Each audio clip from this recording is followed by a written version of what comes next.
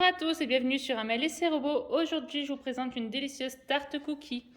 Donc, on a une pâte de cookies avec une ganache au chocolat au lait et avec un petit goût à l'intérieur. C'est juste terrible. C'est super bon, c'est très facile à réaliser. L'idéal, comme ici, pour un petit goûter entre amis ou en dessert lors de vos repas. Donc, c'est parti, je vous dis place à la recette. Aujourd'hui, on va faire la tarte aux cookies. Alors, en premier, ils nous disent 70 g de chocolat noir. Moi, comme j'ai des pépites de chocolat déjà prêtes, je ne fais pas cette étape. Je passe. Ensuite, 60 g de sucre en poudre. Donc, c'est parti pour le sucre. Ensuite, j'appuie sur suivant. Ils nous disent ça. Donc, 10 secondes, vitesse 10 à fond. Ensuite, 120 g de beurre demi-sel. Donc, je n'ai pas de beurre demi-sel. Donc, je remplace par une pincée de sel avec du beurre normal. Ensuite, un œuf. Le voilà. Ensuite, on fait. Et là, c'est 1 minute 30, vitesse 4. Voilà ce que l'on obtient. Et ensuite, on doit ajouter 200 g de farine. Voilà. Et on doit refermer.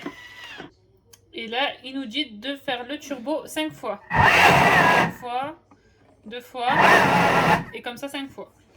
Voilà, après les 5 fois, on doit transvaser la pâte et que l'on a obtenu. Donc voilà. Et ensuite, on doit y ajouter les pépites de chocolat. Emballé dans un film alimentaire et au frais 1 heure. Pour les pépites de chocolat, moi j'achète ce gros pot d'1 kg à promo cash. Ça coûte environ 11 € les 1 kg. Et donc j'en ai mis environ 3 cuillères à soupe ici. Et ensuite, je viens mélanger la pâte. Donc là, la pâte, elle est très collante. Donc c'est pour ça qu'on doit la passer au frais pendant 1 heure. La réserver. Et voilà, moi je le mets dans un sac alimentaire que j'utilise que pour mes pâtes. Et on envoie au frigo. Après 1 heure, je reprends la recette. Ils me disent de préchauffer le four à 170 et d'étaler la pâte. Donc voilà, c'est sorti la pâte. Elle est beaucoup plus dure, donc elle ne colle pas. Je vous conseille fortement de mettre votre pâte et de l'étaler entre 2 papiers cuisson. C'est ce qui permettra de ne pas coller, de ne pas adhérer en dessous. Donc voilà, vous la mettez entre les deux et ensuite à l'aide d'un rouleau, comme celui-ci, on étale. Voilà, on aplatit, on appuie et c'est parti. Donc voilà, moi je fais comme n'importe quelle tarte, j'utilise un cercle pâtissier. Je prends la mesure et il faut qu'elle dépasse. Donc ça, vous retrouvez le tuto sur les tartes, tarte au daim ou la tarte aux amandes. Et faites attention par contre parce qu'il faut vraiment que votre moule, votre cercle fasse 24 cm parce que je me rends compte que vraiment on est juste avec 200 g de farine. C'est vraiment limite. Hein. Donc voici ce que l'on obtient. Hop, on prend le cercle. On essaye de centrer, on fait la coupe.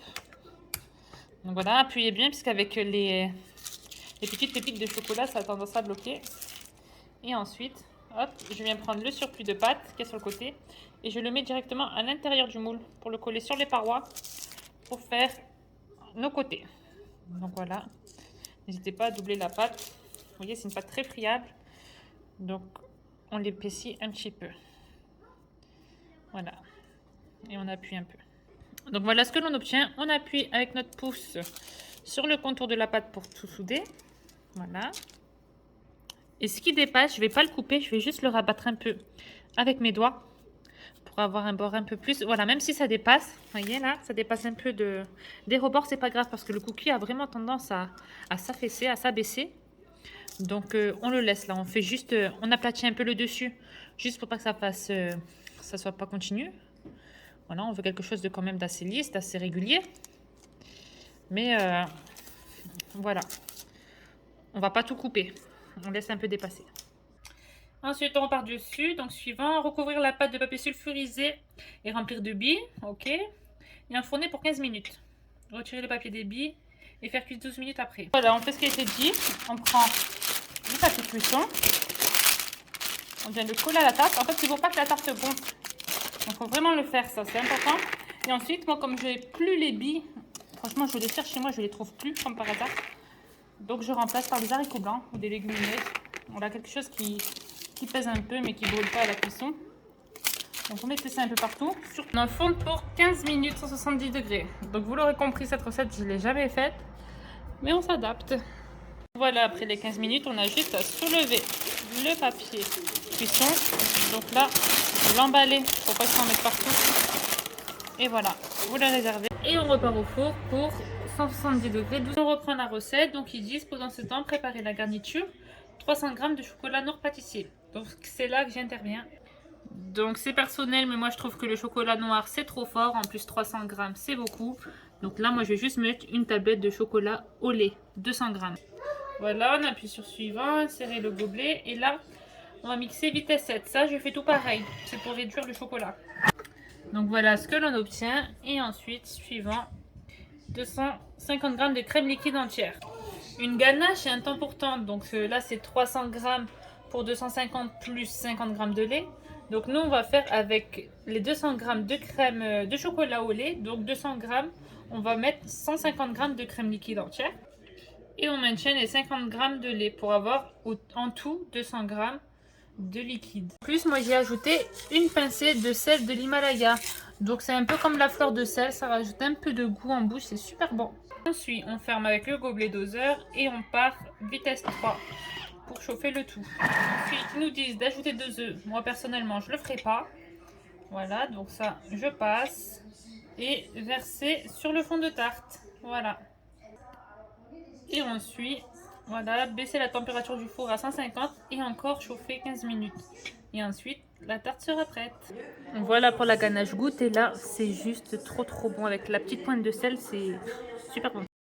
Donc voilà, après les 15 minutes au four, je sors ma tarte et j'y verse la ganache au chocolat dessus. Et ensuite, je remets au four. Termine, on enfourne 150 degrés, 15 minutes comme indiqué. Voilà, à la sortie du four, quand vous touchez, vous n'avez pas de résidus sur le doigt. Mais vous voyez que c'est très souple, hein, que ça bouge vraiment. Donc voilà, il faut laisser refroidir. Et voilà, j'ai laissé la tarte une nuit au frigo pour que la ganache fige. Donc vous voyez, elle ne bouge plus du tout. Donc une nuit ou 6 heures. Et il n'y a plus qu'à déguster ici pour un goûter entre amis ou bien même en dessert. N'oubliez pas que vous pouvez m'envoyer les photos de vos réalisations sur Instagram ici. Et likez et abonnez-vous à ma chaîne pour me donner de la force. Je vous dis à très vite. Bisous et bon appétit.